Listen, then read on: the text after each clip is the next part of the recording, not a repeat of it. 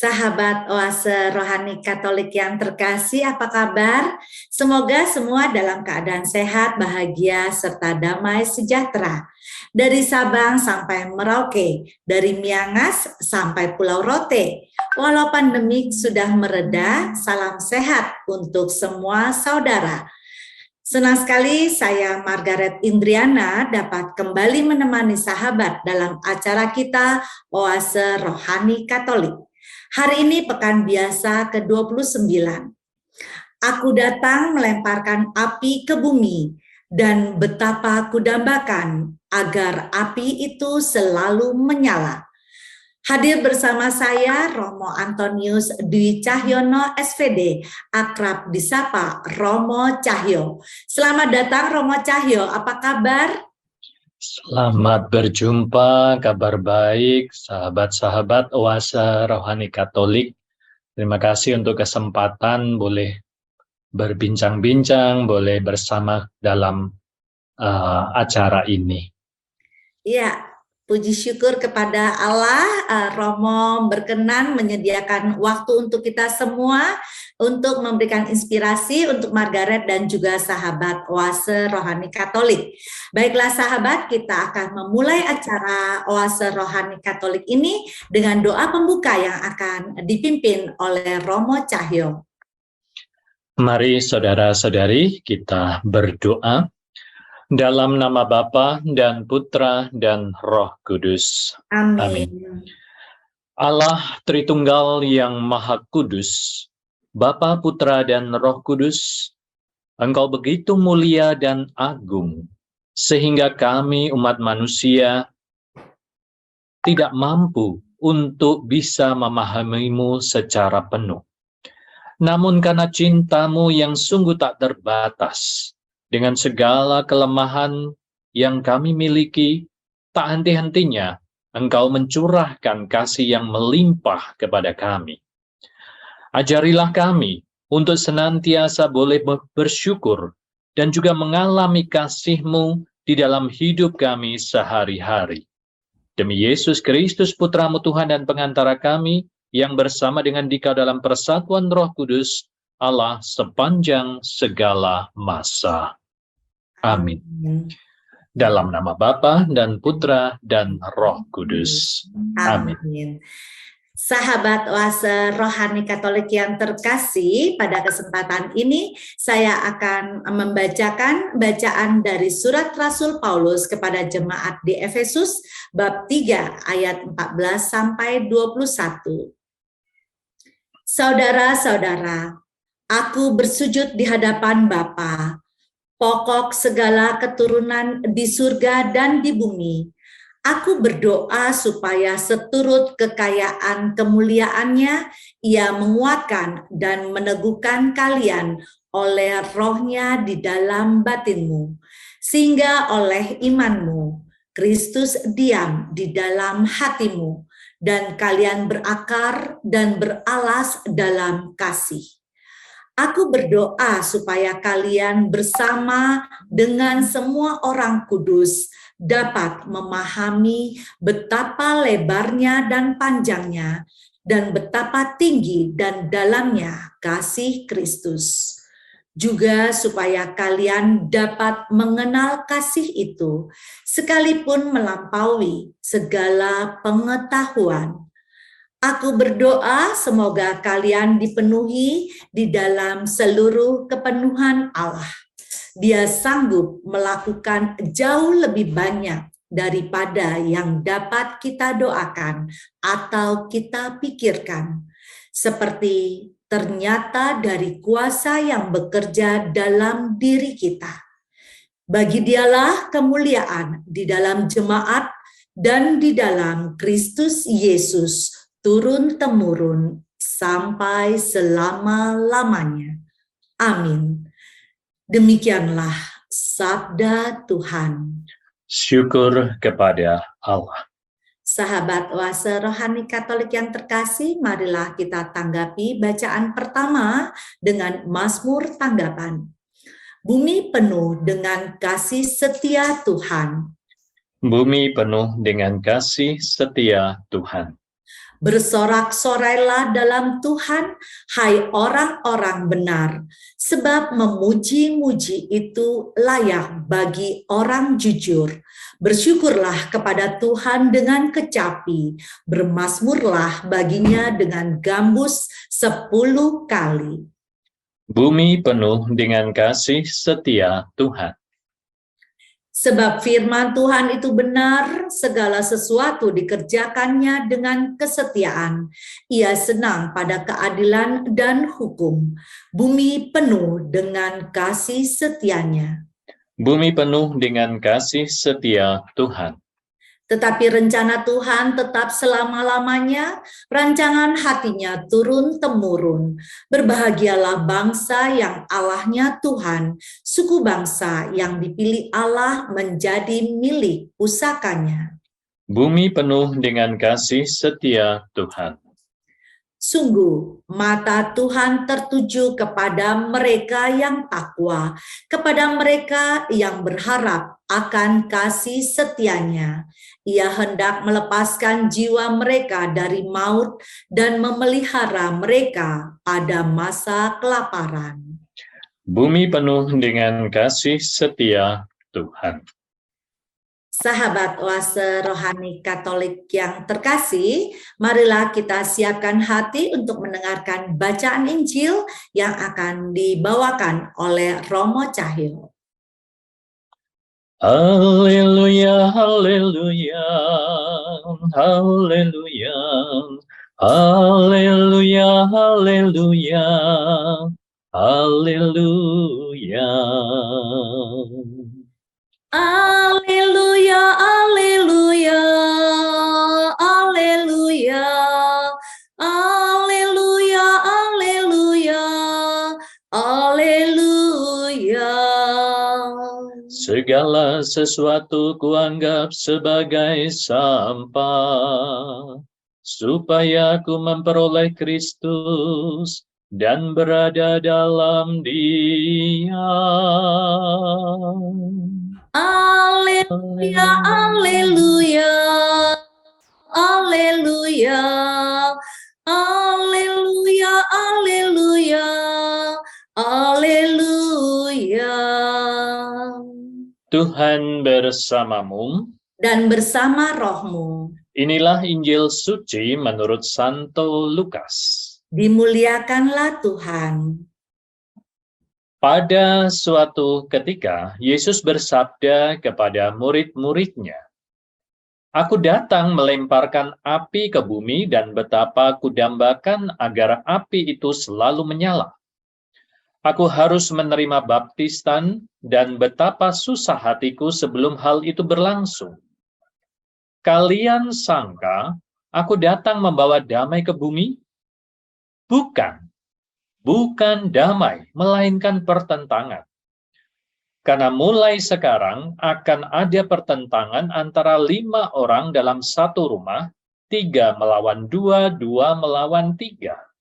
Mereka akan saling bertentangan, bapa melawan putranya, dan putra melawan bapaknya, ibu melawan putrinya, dan putri melawan ibunya. Ibu mertua melawan menantu, dan menantu melawan ibu mertuanya."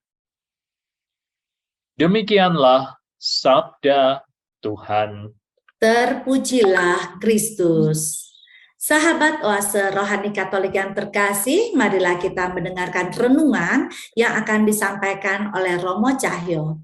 Romo, dari bacaan pertama pada hari ini, Rasul Paulus mau menyampaikan apa untuk Margaret dan juga sahabat oase rohani Katolik yang terkasih, Romo?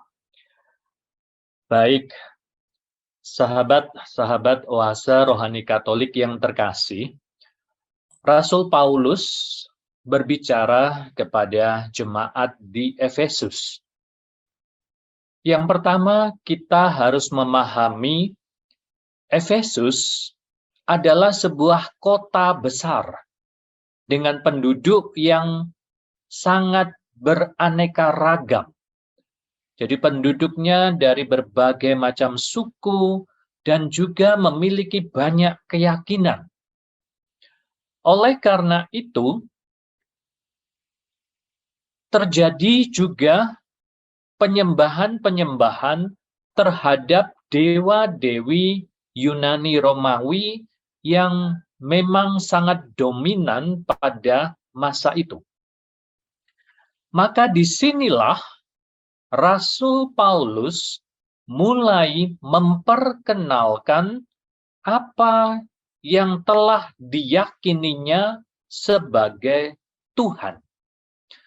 Pengalaman akan kasih Yesus yang telah mengubah hidupnya dan juga membuat pertobatan dalam dirinya, itulah yang sedang diwartakan oleh Rasul Paulus. Yang harus disembah adalah Tuhan dan bukan dewa-dewi. Maka di sana tadi kita mendengar bagaimana Rasul Paulus mengatakan, "Aku bersujud di hadapan Bapa, pokok segala keturunan di surga dan di bumi. Dialah yang harus disembah oleh semua keturunan, karena dialah yang maha kuasa." Namun di sini kita juga menemukan sesuatu yang menarik. Kendati Tuhan itu maha kuasa, kekuasaannya tak terbatas, namun Dia sangat dekat dengan manusia. Karena Tuhan itu sungguh hadir dalam diri Yesus. Mengapa Tuhan harus menjadi manusia? Semuanya ini karena kasih Tuhan.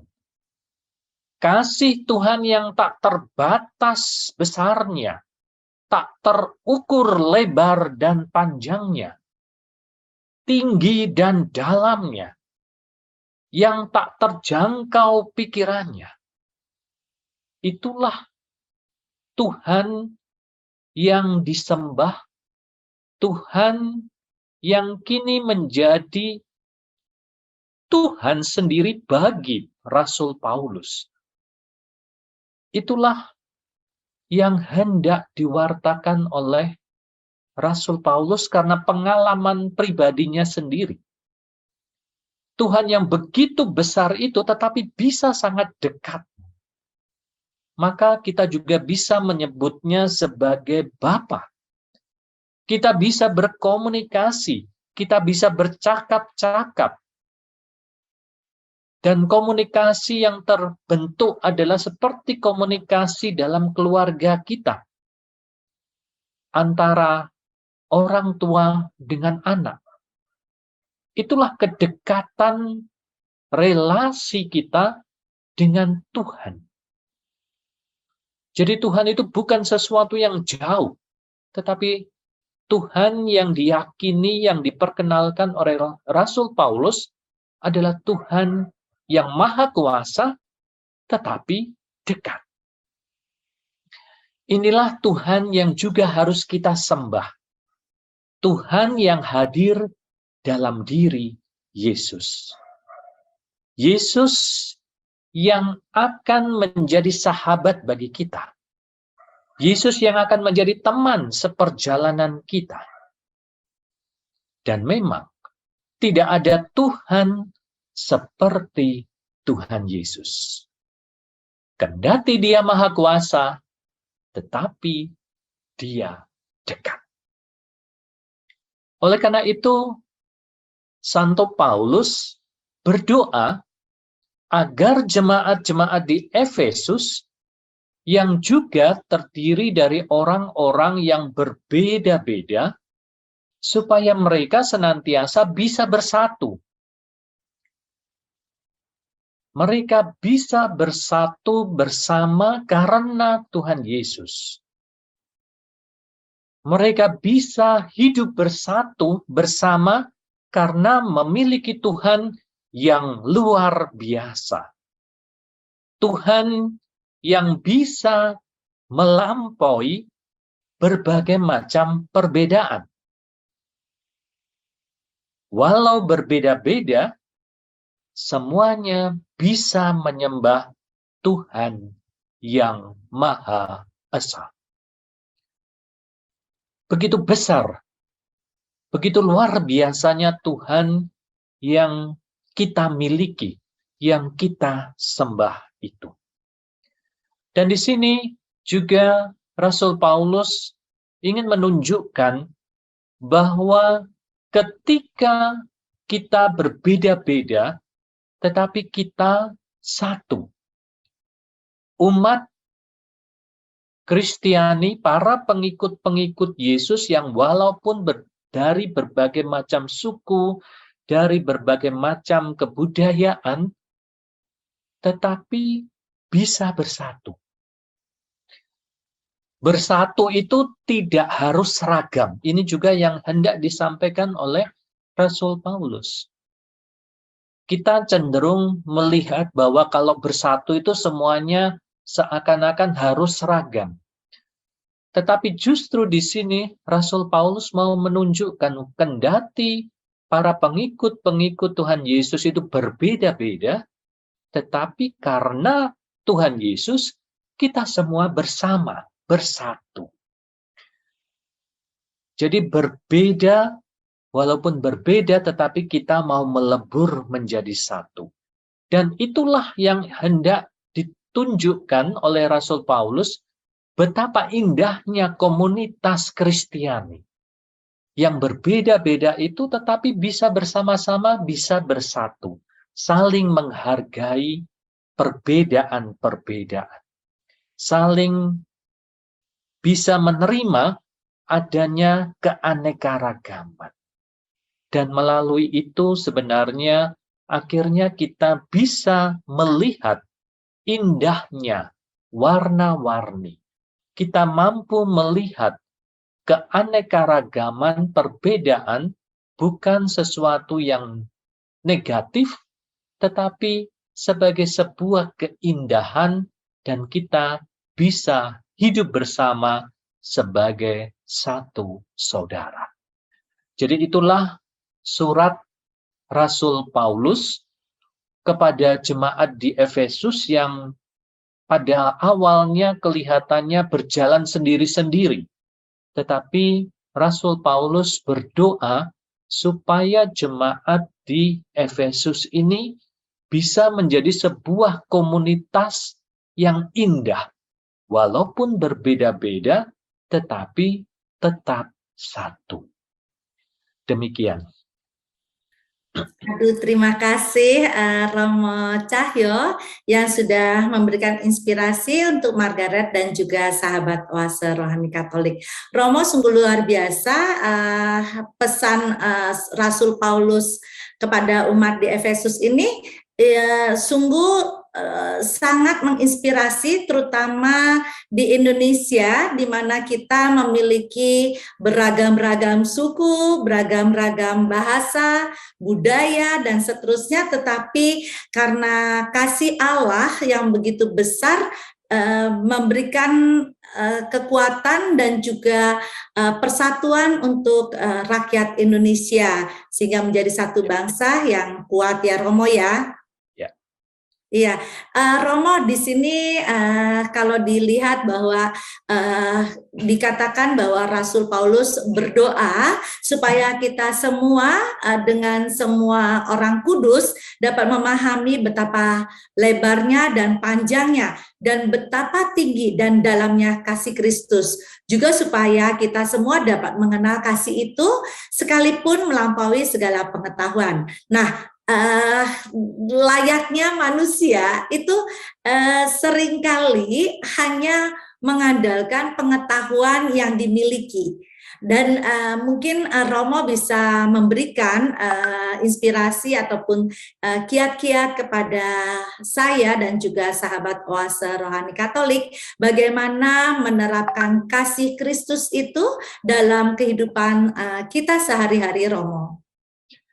Iya, baik. Sahabat-sahabat Oase Rohani Katolik, jadi disinilah kita senantiasa yang berasal dari berbagai macam latar belakang, kita mengikuti Tuhan Yesus, maka kita juga belajar untuk semakin memahami siapa Tuhan yang kita sembah itu. Dan sama seperti yang dialami oleh jemaat-jemaat di Efesus, maka di situ Rasul Paulus ingin menunjukkan betapa luar biasanya Tuhan.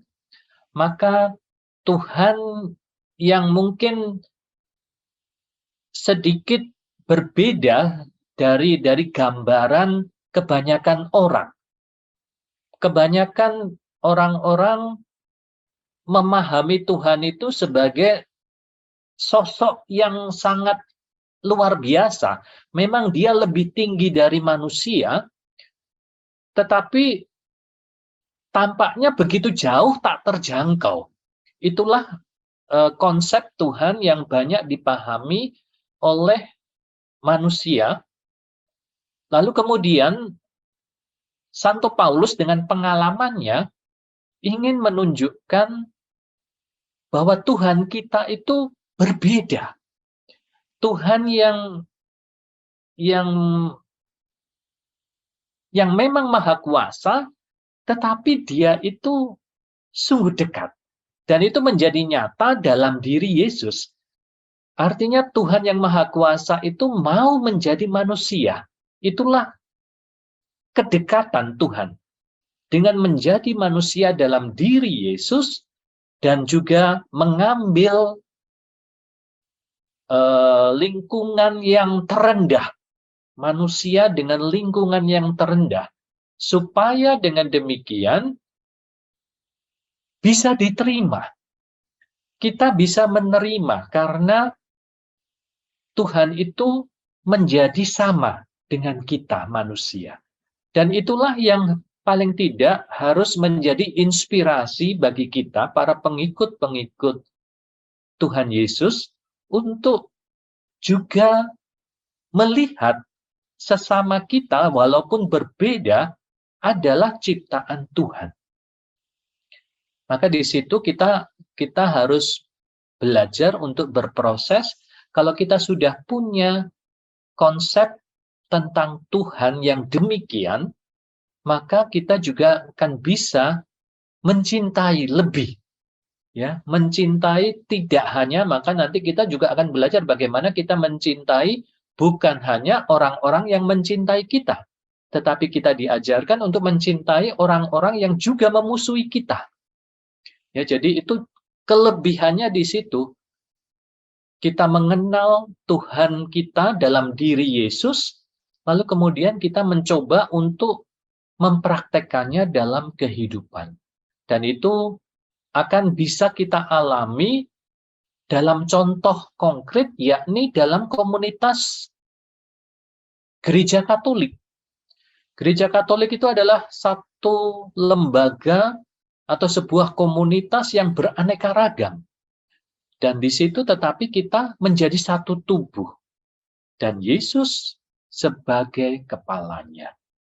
Maka memang ini harus kita alami dalam proses kehidupan kita untuk bisa punya pengalaman akan Allah. Demikian Ibu Margaret dan juga sahabat-sahabat Oase Rohani Katolik. Semoga ini menjadi inspirasi supaya kita sungguh-sungguh mengenal Tuhan yang kita sembah itu.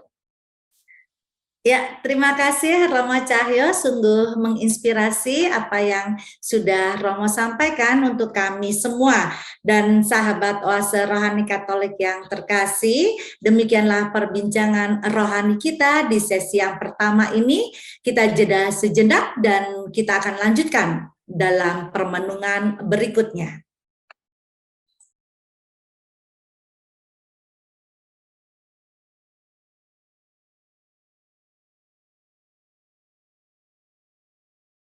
Sahabat Oase Rohani Katolik yang terkasih, masih bersama kami Romo Cahyo dan Margaret.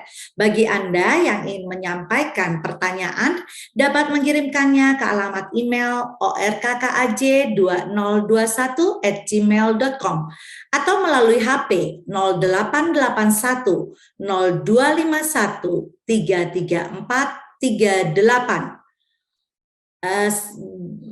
Pada sesi yang kedua ini Romo, mungkin Romo mau memberikan kepada kami inspirasi apa yang disampaikan melalui bacaan Injil hari ini, Romo? Ya, baik sahabat-sahabat Oase Rohani Katolik yang terkasih. Setelah tadi kita mendengarkan firman Tuhan dari tulisan Santo Lukas, memang ada kata-kata yang sekilas kita dengarnya menjadi ganjil, ya. Di sana tadi kita dengar Tuhan Yesus mengatakan, "Aku datang melemparkan api ke bumi dan kudambakan agar api itu selalu menyala." Menarik bahwa kata-kata ini kesannya agak menyeramkan, ya. Tetapi tentu saja penginjil Lukas punya maksud dengan itu. Api yang disampaikan oleh penginjil Lukas memiliki beberapa makna simbolis. Seperti api punya tanda sebagai tanda penampakan Tuhan, ya. Dalam kitab suci itu seringkali dikatakan ketika ada api itu adalah simbol dari tanda penampakan Tuhan. Tetapi api juga bisa sebagai tanda atau sarana pemurnian. Ya, seringkali juga api itu punya simbolis itu untuk sarana pemurnian atau juga sebagai sarana pemusnahan dalam pengadilan. Ya, jadi itu kurang lebih beberapa gambaran simbolis tentang api dalam kitab suci. Maka di sini menjadi menarik bahwa penginjil Lukas langsung mengatakan bahwa kedatangan Tuhan Yesus bagaikan pemisahan dan juga pemurnian. Ya, jadi api itu memang untuk nantinya menjadi pemisah, tetapi juga pemurnian. Ya. Dan memang kedatangan Yesus itu akan membawa pertentangan dan pemisahan di dalam keluarga. Ya. Mengapa demikian? Ini menarik saudara-saudari, sahabat-sahabat Oase Rohani Katolik. Dunia sudah dipengaruhi oleh kuasa-kuasa jahat. Dan dunia ini penuh dengan dosa.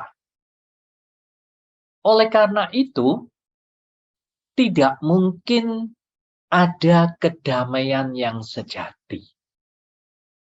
Karena dunia ini sudah penuh dengan dosa, maka tidak mungkin ada kedamaian sejati dalam dunia ini. Kedamaian yang ditawarkan oleh dunia itu sifatnya semu. Oleh karena itu, Tuhan harus datang dalam diri Yesus Kristus untuk membawa damai yang sejati. Damai yang sesungguhnya, damai surgawi. Akan tetapi, kedatangannya itu pasti akan ditolak oleh dunia. Maka disinilah kedatangannya akan membawa pertentangan dan perselisihan. Ya, jadi di situ makna-makna simbolisnya. Api pasti akan membawa pertentangan, pemisahan, karena memang ada sesuatu yang hendak dimurnikan di situ.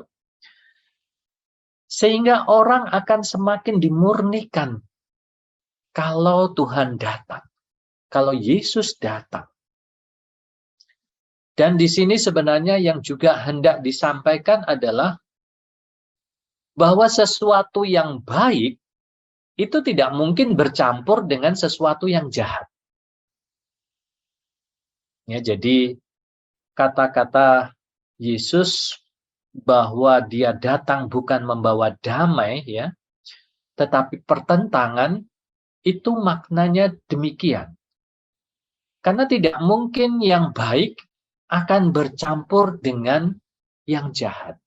Dunia yang sudah penuh dengan kejahatan ini tidak mungkin bisa bersatu dengan kebaikan. Ya, jadi di situ memang harus dibuat, pasti akan terjadi pertentangan dengan itu.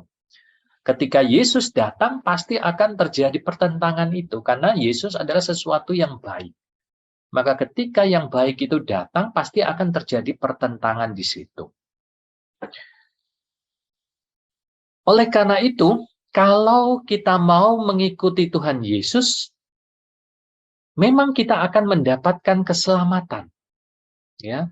Tetapi juga harus siap menghadapi penolakan-penolakan dan pertentangan. Maka dalam ayat-ayat yang lain kita akan temukan bahwa mengikuti Yesus itu akan memikul salib. Harus memikul salib. Ya, karena pasti akan ada gesekannya. Pasti akan ada pertentangannya. Dan itu tadi digambarkan dalam satu keluarga bisa bertentangan. Ya, kalau satu sudah mengikuti kebaikan, mengikuti Yesus, pasti yang jahat ini akan menolak. Maka pasti terjadilah pertentangan di situ. Ya, karena adanya penolakan-penolakan. 5 orang dalam satu keluarga, 3 lawan 2, 2 lawan 3. Ya, jadi itu gambaran bahwa kalau kita mengikuti Tuhan Yesus yang baik, memang akan mendapatkan damai sejati, tetapi sebelum itu pasti akan terjadi pertentangan. Ya, jadi itu yang hendak disampaikan oleh penginjil Lukas.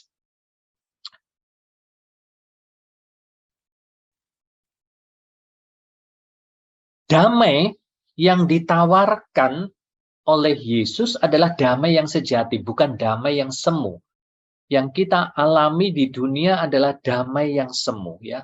Tetapi yang ditawarkan oleh Tuhan Yesus adalah damai yang sejati. Oleh karena itu, kita memang sebagai pengikut-pengikutnya, memang kita diajarkan untuk melawan kejahatan. Tetapi tetap menerima orang-orang yang melakukan kejahatan. Jadi di sini sama seperti tadi bacaan pertama, kita juga mengenal siapa Tuhan kita itu dalam diri Yesus Kristus. Yakni Tuhan yang memang akan melawan kejahatan. Tentu saja kejahatan itu tidak bisa diterima. Tetapi orang-orang yang melakukan kejahatan didekati. Maka sering juga di ayat-ayat yang lain kita temukan bagaimana Tuhan Yesus menerima orang-orang yang berdosa. Jadi orang-orangnya tetap diterima, kejahatannya ditolak. Tapi orang-orangnya diterima, didekati. Supaya dengan demikian mereka bisa bertobat. Dan itu yang dilakukan oleh Tuhan Yesus. Mereka mendekati, menjadi teman, menjadi sahabat, tetapi bukan menjadi sahabat kejahatan, tetapi orang-orangnya itu yang selama ini berbuat jahat didekati supaya mereka bertobat untuk mendapatkan kedamaian yang sejati. Jadi di sini menariknya gambaran-gambaran simbolis yang disampaikan oleh penginjil Lukas, tetapi pada dasarnya mau mengatakan bahwa kedamaian, jangan mencari kedamaian yang di dunia ini, karena kedamaian yang di dunia semu. Maka kita harus mencari kedamaian yang sejati. Tetapi kedamaian sejati ini hanya bisa didapat kalau kita sungguh-sungguh mengenal Tuhan kita. Dan kita melakukan seperti yang Tuhan lakukan. Dan memang kita harus berproses untuk menjadi lebih murni, lebih suci, ya. Dan itu gesekannya, pertentangannya luar biasa. Dan itulah salib-salib yang harus kita pikul kalau kita mau mengikuti Tuhan Yesus. Jadi demikian sahabat-sahabat Oase Rohani Katolik, apa yang disampaikan oleh penginjil Lukas supaya kita sungguh-sungguh mendalami, memahami, juga mengenal siapa Tuhan kita dan bagaimana kita juga bersikap, berperilaku di dalam kehidupan ini. Kita harus siap untuk semakin mengalami pertentangan, ya. Memikul salib itu berarti yaitu kita mengalami pertentangan-pertentangan. Mungkin dengan keluarga kita, dengan orang-orang yang dekat dengan kita juga, ya. Tetapi tujuannya itu supaya kita mendapatkan kedamaian yang sejati. Ya. Terima kasih kepada Romo Cahyo, sungguh luar biasa inspirasi dari bacaan Injil menurut Santo Lukas ini. Awal membaca mungkin membuat kita bingung, tetapi setelah Romo memberikan inspirasinya bahwa pertama kita perlu kenal Tuhan Yesus lebih dekat lagi, kemudian juga kita berupaya mencari kedamaian yang sejati, bukan kedamaian yang semu. Dan lagi bahwa walaupun sulit tetapi perlu kita tadi sampaikan, apa yang Romo sampaikan, bahwa seperti halnya teladan Tuhan Yesus selalu mendekati orang-orang yang berbuat kejahatan, tetapi kejahatan itu harus kita buang, ya Romo, ya? Ya, baik Romo, terima kasih atas inspirasi yang Romo sampaikan untuk Margaret dan juga sahabat Oase Rohani Katolik. Dan semoga inspirasi ini dapat memberikan sesuatu yang berguna dalam kehidupan saya dan juga sahabat Oase Rohani Katolik sehari-hari. Dan kita akan akhiri Romo dengan doa pembuka, doa penutup yang akan Romo sampaikan dan juga berkat dari Romo. Dipersilakan Romo. Baik, saudara-saudari, sahabat-sahabat Oase Rohani Katolik yang terkasih, kita akan mengakhiri acara ini. Mari kita berdoa. Dalam nama Bapa dan Putra dan Roh Kudus. Amin. Amin.